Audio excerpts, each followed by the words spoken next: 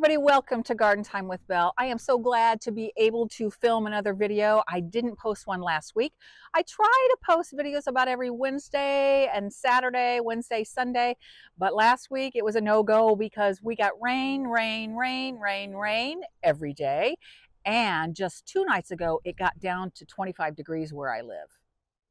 But today is a new day, and I garden in a zone 6 here in mid-Missouri. So many people just like me are so excited for April to get here because that means you can start planting lots of things, and today is no exception. So today I'm going to take you along with me as I plant up a couple of vegetables. One is a true cool weather crop, which likes to grow and harvest in the cooler temperatures before our terrible heat of summer.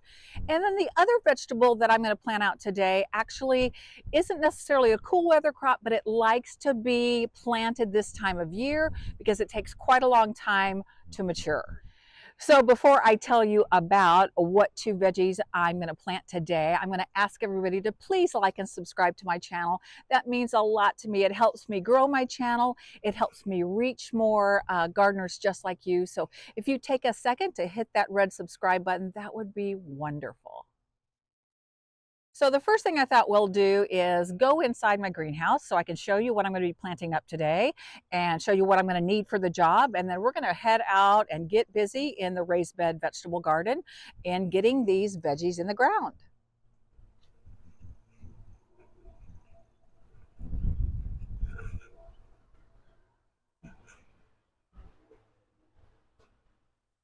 So I've made it inside the greenhouse, took off my hoodie because it's nice and warm in the greenhouse. Don't need it right now, but I'm sure when we go back out into the raised bed garden to get the veggies in the garden, I'm going to be putting that hoodie back on. But for now, let me share with you the 2 different kinds of veggies I'm going to grow this year. The first one is broccoli. Full disclosure, I have never grown broccoli before, but I love broccoli. I buy a ton of broccoli at the store, and I thought, you know what? We eat a lot of broccoli, so Belinda, you need to try to grow it. Those of you that follow my channel know that if you can see some things here in the greenhouse, you know that I start the majority of my veggies, herbs, and flowers from seed. Oh, I got into seed starting a couple years ago. What a game changer. It's just a miracle to me still. It's just a miracle that one speck of a seed would turn into something so beautiful as flowers and things that you can eat. So it's really a game changer. But I took a shortcut because I've never grown broccoli from seed. I picked up a couple starts at my local nursery. I think one of the neat things to do when you are shopping for plants at your local nursery or even shopping for seed is try to get to know the owners of some of your nurseries that you trust that have some plant knowledge in your region, because they can really steer you towards cultivars or varieties of plants that do best in your area. So today I'm going to be planting a broccoli called Destiny. And the tag doesn't say much, so I had to look up some more information online. But this tag says this takes about 89 days to maturity. So here we are, the first part of April. So not quite 3 months, a little under 3 months. So April, May, June, July, I should have broccoli in July. So that's the idea. But now is the perfect time to get these plants in the ground because they love to be planted in cool weather so that they can get their growing established. A couple of things I want to share with you about broccoli. So of course, I just mentioned it is a cool season crop, meaning it grows best in spring or fall, hence why I'm growing it today. Some broccoli can take 60 days to mature. This one says it takes 89 days. So I'm not really sure if that's, the truth or not, but we're going to see. It'll be an experiment. Broccoli does have some pest issues. So the reading that I did online says that broccoli can be very attractive to a cabbage worm. So if you ever are gardening and you see those white little butterfly moths that are flittering around that are so pretty, if it's the cabbage moth, it's the one that lays the cabbage caterpillar, the worms, and they really will destroy broccoli. So I'm going to show you when we get out into the raised bed garden a couple of things I'm going to do to make it less likely that my broccoli is going to suffer pest damage. The other thing I wanted to share is this particular variety, however, Destiny, is bred to be resistant to a lot of pest and fungal issues and that kind of thing.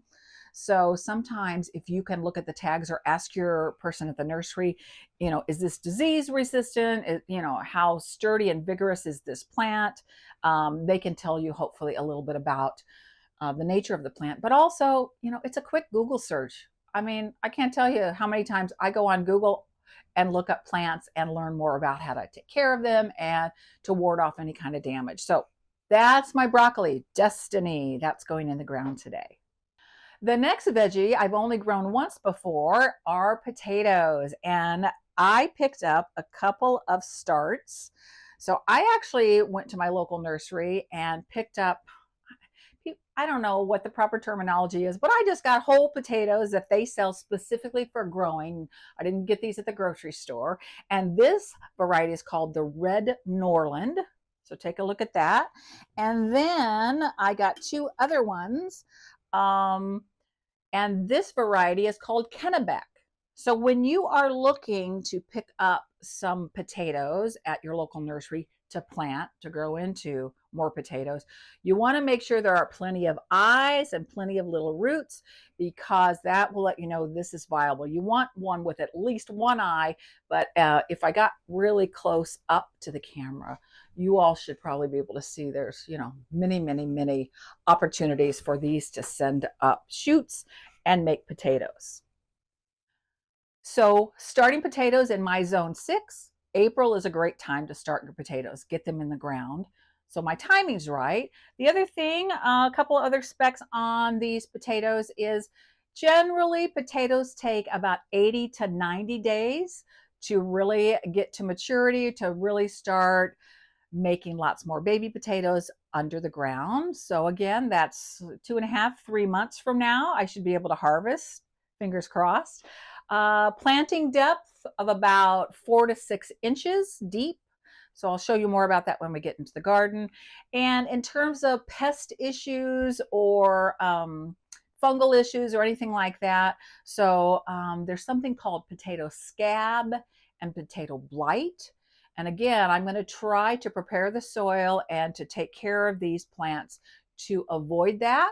So I'll do those things, be proactive in my planting, and then of course monitor them throughout the season. And I always bring you along with updates and follow-ups on how things are doing. All right, before we head outside to the garden to get these in the ground, what are we going to need? I'm going to take my gloves. I'm going to take a trowel. I'm going to take my hori knife trowel with me. And then once we get out there, you're going to see that these are going to go in my new tall Birdie's raised bed that we just put in this year. And if you haven't seen that video, I would encourage you to take a look at that video that I made when we assembled those and got those in place. And I'll make sure I provide the link in the description below in case you want to take a look at that video. But they're going to go in one of my new raised beds. I am going to, even though the new raised beds have wonderful brand new soil for the top 2/3, has great raised bed compost mix, I am going to amend the soil a little bit because these are heavy feeders and I want to give them the best chance possible. And as you know, I use only organic fertilizers and compost, as most everywhere in my property, but especially anything I'm going to eat or serve to people. I don't want any synthetic chemicals or fertilizers used on things we eat. That's just my preference. So you'll see me amend the soil, and I'll talk you through what I'm going to be doing before I get these in the ground. So I think that's it. I just need to, I'll grab my little harvest basket, and I'm just going to load up my broccoli, my 4 potatoes, I went ahead and made my little markers, some gloves and other tools, and grab my hoodie to go back outside, and let's get started.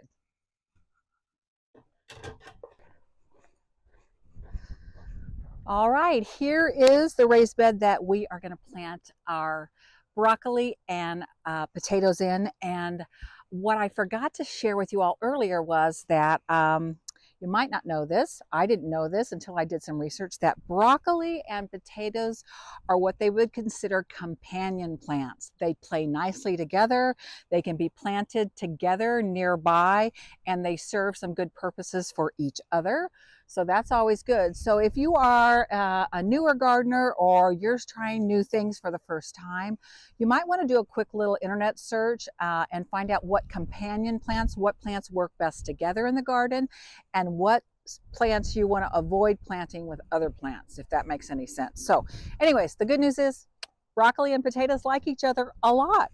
So here's the bed. This is, gosh, let's see, what are the dimensions on this bed? This is about 3 foot, not quite 3 foot wide by about, let's see, 4 foot long, maybe a little bit longer.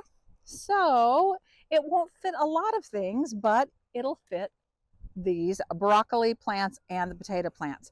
So I've got drip already going here, but I'm going to move it out of the way so that I can work in the bed. And so the very first thing that I want to do, I told you I was going to amend the bed.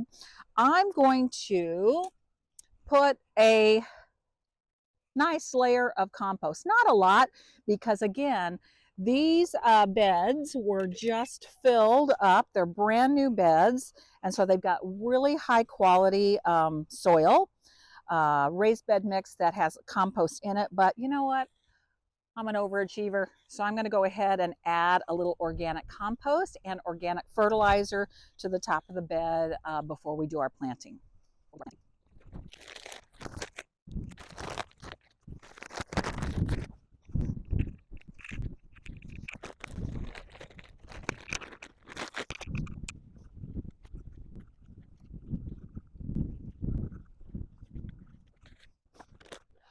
So I have that wonderful Land and Sea high quality organic compost, and now I am going to add some really nice organic fertilizer. This is called Garden Tone by Espoma. You know, I like their products because they're all organic, and I like them because they work. I wasn't really good at paying attention to fertilizers and different fertilizers for different things until about 4 or 5 years ago. And once I started adding the proper fertilizer, it was a huge game changer. My plants were healthier, number one, so less susceptible to pests and diseases, and they performed so well. They produced more veggies, more flowers, more fruit, and so yeah, I'm a convert. Fertilizers do make a big difference in the health of your plants, and they help improve your soil. So I'm going to use the Garden Tone, and I use Garden Tone in this raised bed garden for all of my veggies and my herbs. I use something different for my cut flowers that I'll be growing in here, and I'll show you that in a different video. So you just want to read the package. It'll tell you how much. I just guesstimate. The real nice thing about organic fertilizers is they aren't synthetic, so they will not burn tender new roots or tender new plants. So if you happen to overdo it, it doesn't matter. It's not going to hurt your plants at all. So you know what? I'm guesstimating. I'm not really going to do the math. I'm just going to spread it around in the bed, and it'll be fine. Trust me, I've done this a lot. It will be perfectly fine. So I'm just going to put it in here, and then I'm just going to lightly work it into the soil. Just use my hands for that.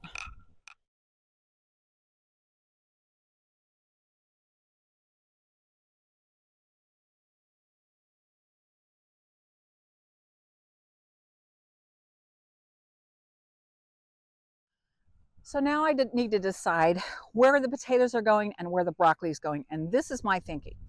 So broccoli plants tend to get pretty large. They tend to grow up and have some big leaves. That is south. So east to west, so it's full sun. My potato plants won't get as tall probably as my broccoli plants. So I'm going to put my broccoli plants on this end and my 4 potato plants on this end. That way, if the broccoli leaves tend to get bigger, they won't shade the potato plant. So that's what I think I'll do. Now, I'm supposed to plant the broccoli 12 to 18 to 24 inches apart. And so I have some options here. But what I think I'm going to do is I'm going to put one here, and then I'm going to come down about 18 inches. And I've got a little measurement tool here. So I'm going to look. That's 12 inches. Okay, maybe just a little bit further apart to get to 18. So that's what I'm going to try. So just like planting anything else, dig your hole. The last little bit, this could be overkill, but I use Biotone root stimulator, starter fertilizer on everything I plant. Annuals, shrubs, perennials, vegetables, herbs, and I've got some of that Biotone. I just put it in this because I use it so much. So just a little bit of that in each hole will help these roots take hold and get off to a great start. In it goes. You want to plant at the same depth as it is in its container. All right, could not be simpler. And wow, if those of you like me have converted some of your raised bed to tall beds like this, it makes planting and harvesting and tending to your plants just so easy in terms of physical, not on your hands and knees and up and down and up and down. It's just a luxury. So I can't say enough good things about tall raised beds. If you have limitations, if you have family members with special needs or disabilities, where maybe they're in a wheelchair or, you know, whatever the case may be, raised beds like this, the tall ones, are tremendous. Okay, there we go. Broccoli is planted. Remember what I told you all, that I was going to try to protect these from some of those pests and things that happen to broccoli. And the way that I'm going to approach it to start off with in the season is I'm going to actually put a cloche over the top of each of these to prevent them from any thing trying to get in here and nibble on the leaves. And I wanted to show you a couple of things. First of all, these look like little waste baskets, and a lot of people will go to the Dollar Tree, the dollar store if you have those where you live, and get waste baskets for $1. And they work really great when you put out new little plants that are tender and you don't want the birds or squirrels or rabbits or bunnies to get after them. You can cover them with this. And so I grabbed a couple of these because actually I didn't get these at the dollar store. My husband found them online on Amazon. So inexpensive. I can't tell you. I'll maybe put a link in the description below on how much they cost. Not much at all. They come in a package, and they come with these little garden stakes to hold them down so the wind doesn't topple them. But as you can see, these broccoli plants are nice and big, and that's too small. So I do have bigger cloches that I've used over the years for other things. And so, yeah, these big broccoli plants need a bigger cloche. Whoops. So these right here are going to go in to protect these for a little while.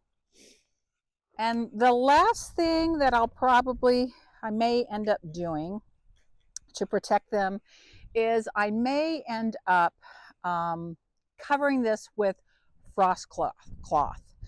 It's white, it's breathable, the sunlight gets through, rain can get through, but that's what's recommended to keep those cabbage moths from laying their eggs and turning into little caterpillars on them. So I'm going to start with this, and then I may transition and cover this whole bed with frost cloth at some point, not for frost, but to keep the critters out. But for now, I think I'm just going to stake them down and call it good. Right. Last step, I'm going to put my little plant stake in here that lets me know that this is broccoli, but more importantly that it's the Destiny variety. So there you go. All right, here we go for our potatoes. Potatoes need to be spaced about 1 foot apart. And so I'm just going to plant my potato plants right here. Is this perfect in terms of size? No. Is this a little crowded? Probably. But you know what? I'm not too worried about it because raised beds provide growers, gardeners, the opportunity to place things closer than is recommended. So I'm just going to try it. It's an experiment. I don't have a lot invested in the process here. So again, generally speaking, you want to plant your potatoes with one of the eyes up, and you want to plant them 4 to 6 inches deep in the soil. So I'm going to use my marker here on my spade, and I'm going to shoot for 5 inches. How about that? We will split the difference. So let's see. Yeah, it's about 5 inches.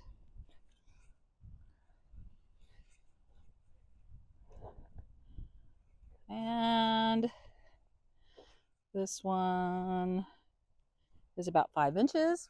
Great. Biotone, starter fertilizer in each hole. Then all we need to do is put the potatoes down. So I'm going to put my Kennebec, eyes up, sprouts up, and my red Norland. Let's do it like this. And let's do this one like this and cover them up.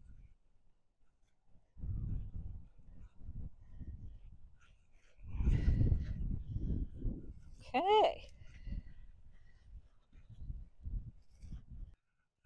Plant tag's going to go right in the middle, and hopefully I will have potatoes coming up on this end of the bed.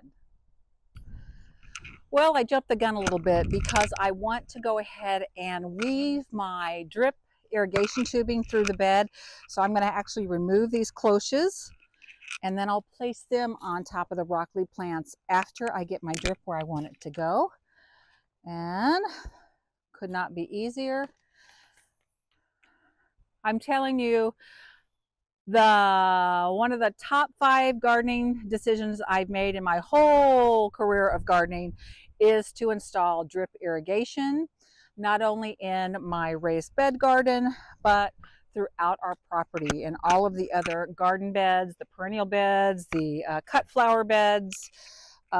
It is a game changer, and it is a relatively simple DIY project to do. I have videos on it. There are loads and loads of videos online if you're interested in learning how to do it. Yes, it's a little bit of an investment. It's not horribly expensive, but it is a little bit of an investment up front. And mostly it's time and labor is where the investment is for most gardeners, but it is a massive game changer. We have our drip irrigation. We don't have it turned on yet. We're probably going to turn on in about another week. But we have our drip irrigation set on timers. So I don't even have to think about it. And the timers are adjustable. So depending upon the time of year, it might run every 4 days, every 3 days, and for some crops and certain things, maybe every couple of days in the hottest part of our summers. I mean, you just don't even have to think about it hardly. It's so nice. Okay, perfect. So I've got them in the place that I want them. So these cloches can go back on the broccoli plants like so. Get them started and protected.